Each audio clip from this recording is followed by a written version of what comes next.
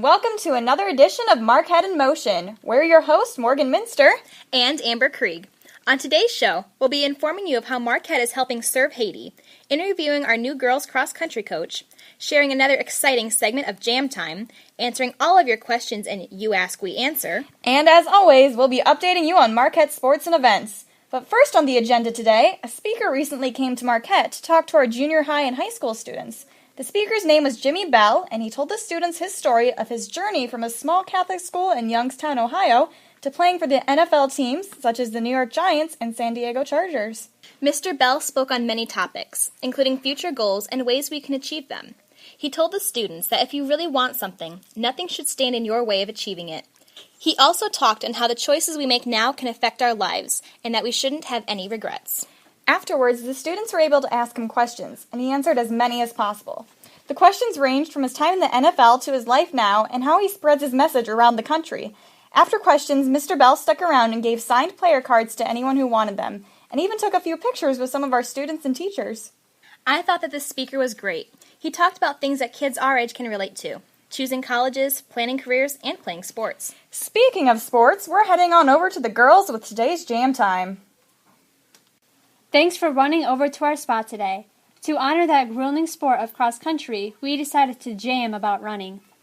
Did you hear about the race between the lettuce and the tomato? Did it involve a hamburger? No, actually. The lettuce was ahead and the tomato was trying to catch up. Speaking of healthy foods, do you know why the vegetarians stopped running cross-country? I don't know. Why did the vegetarians stop running cross-country? They didn't like the meats. What do runners do when they forget something? They jog their memory, of course. What else would they do? They could run or walk their memory. Speaking of running, guess who's the fastest runner of all time? I hope it's a person on our cross-country team.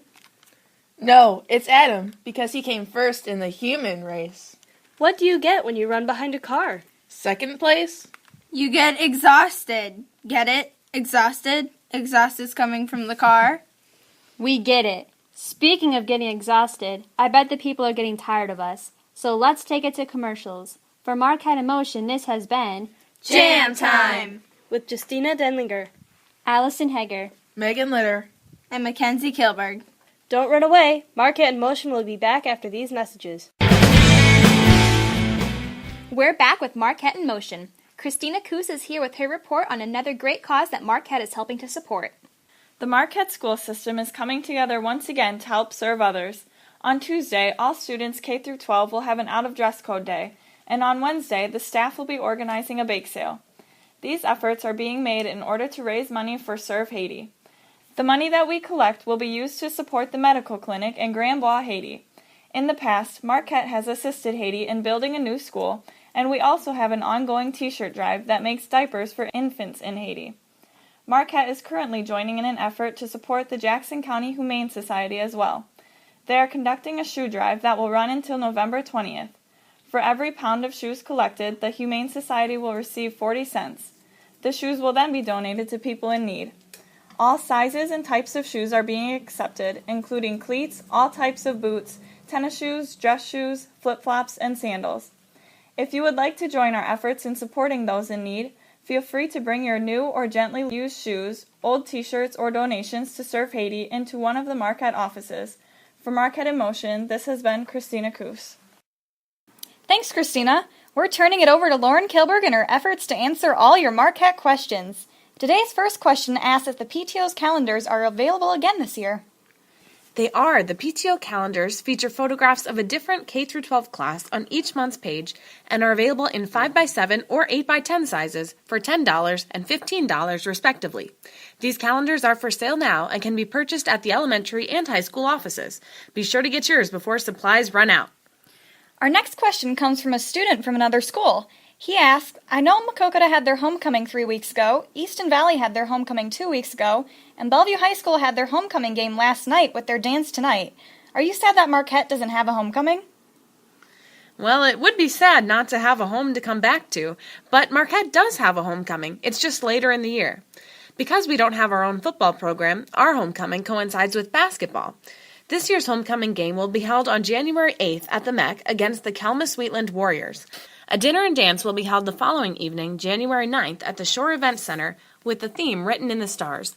The week is sure to be a memorable one, and I know I can't wait for January and this big event.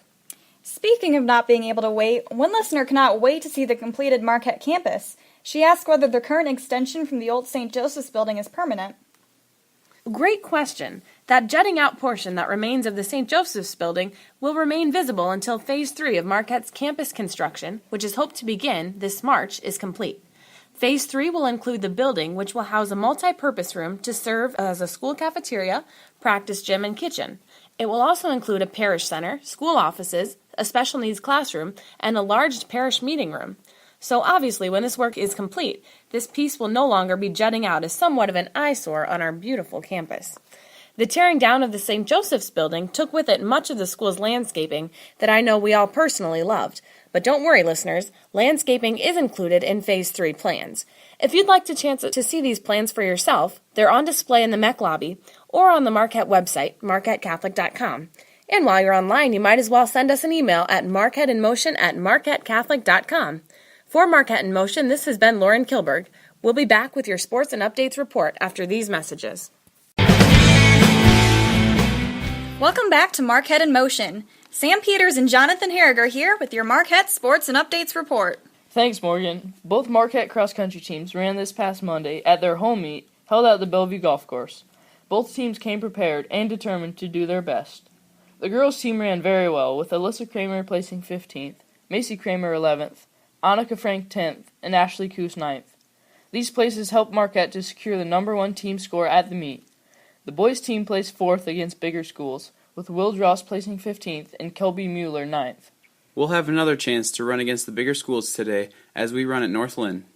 Yes, we will. We'll tell you all about today's results next week. In other sports, the Marquette volleyball team traveled the long commute to play Springville this past Tuesday. The varsity team fell short of a victory, as did the JV team. The freshman-sophomore team was able to get a victory against Springville, however. The varsity currently holds the record of 16-5 and will play Cowee this coming Tuesday for the conference championship. On Wednesday, October 14th, Marquette Catholic will be holding conferences.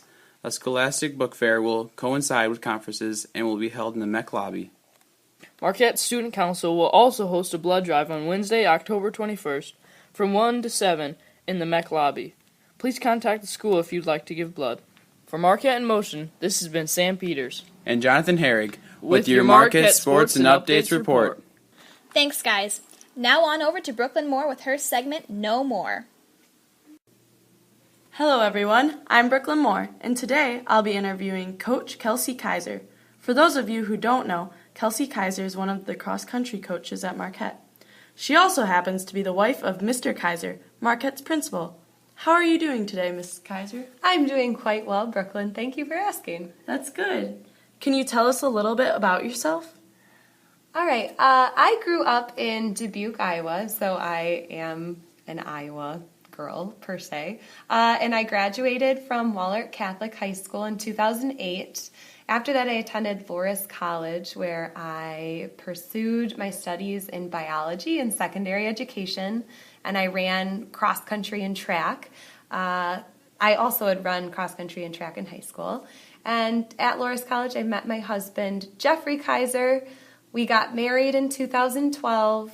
Then we moved to Milwaukee, where I just finished teaching middle school science, and I also coach track there with Mr. Kaiser. But we recently made the life choice in July, saying that we wanted to move back to Iowa. So we moved back to Iowa in July, and we love it 100%. And I'm currently teaching biology and integrated science at Wahlert Catholic High School, but I come and I coach at Marquette every day. Well, I'm sure the cross-country runners are glad to see you. Can you tell us how you got involved in running and coaching? My involvement with running started when I was really young. I never really understood what it was, but you would always have to do the mile test for physical fitness for PE class. So in elementary school, I remember running the mile, and one of my teachers, Mr. Waters, had made a comment that I had such good endurance because I would always start off really slow and I would end up beating almost everyone in the class. So it was kind of, I did have that little bit of natural talent that I just kind of went with. And my older brother was 3 years older than me, and in high school he was extremely successful. So watching him go to state and watching him win state repeatedly, it was exciting, and I always wanted to be like him. So I stuck with it. I always enjoyed motivating my teammates. I think running, especially long distance running, is such a sport where it's constant motivation and support of the teammates. You get to grow so close with people. You are running with people doing the same, not tedious, but the same motion, repetitive motion again and again, day after day for hours on end. You get really close bond with everybody. So I fell in love with it, and I've loved it ever since I was really little. Okay. What are some goals you have for Marquette's cross-country program? For Marquette, I think our number one goal is to make it to state. Both for the boys and girls team, I would love to make it as a team, qualify as a team. We have districts coming up in a couple of weeks. And one of the ways to do that is most importantly to have fun, whether we're at practice or we're at meets, making sure that you're enjoying the activity. I also really want to cultivate an appreciation and a love of working out and bettering yourself both physically but also mentally. One of my biggest goals as a coach that I think will help athletes in their lifetime further on out is really believing in themselves. So when it comes to a hardship or an obstacle or any goal that they want to achieve, that they truly, if they understand that if they believe in themselves and if they put the effort forth into it, they can achieve whatever they want to. I always tell the runners before we run our race, what the mind believes, the body will achieve. So I hope that they take that with them above all other things, above making it to state. I hope that's the one thing they can take from running cross country. Sounds good. How's the season going so far? The season is going so well. I'm enjoying myself. I hope the athletes are enjoying themselves. And from that enjoyment, we've also experienced many successes. Many athletes have been experiencing their personal bests, so they keep bettering their time almost every single meet, cutting minutes off from where we began in the beginning of the season. The girls team especially has won the majority of their meets, taking first place many times, especially at our home meet, which was this Monday.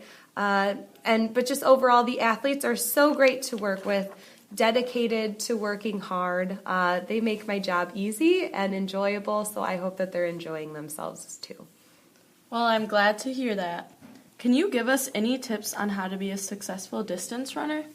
Distance running is difficult. I would argue that it is one of the most difficult things that someone can do if they plan on being successful at it.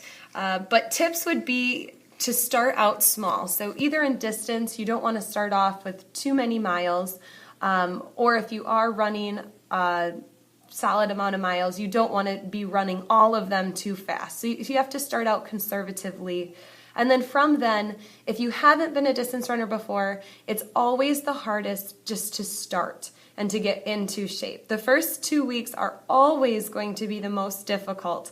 But after you get after that hump, you start to get into a rhythm and your body kind of misses it and almost needs it. And after that, it goes back to the point, it's all about believing in yourself, and believing that you can be successful and staying dedicated to your training. And if you make sure that you are getting your runs in and that you're doing your runs well, then you will experience success. Well, thanks for letting me interview you, Coach Kaiser, and I hope you have a good rest of your day and season. Make sure to keep tuning in for more interviews. Haha, get it? For Marquette in Motion, this has been Brooklyn Moore. Thanks for reporting, everyone. And thanks for tuning in. For Marquette in Motion, this has been Morgan Minster. And Amber Krieg. And remember, stay informed, stay involved, stay in motion.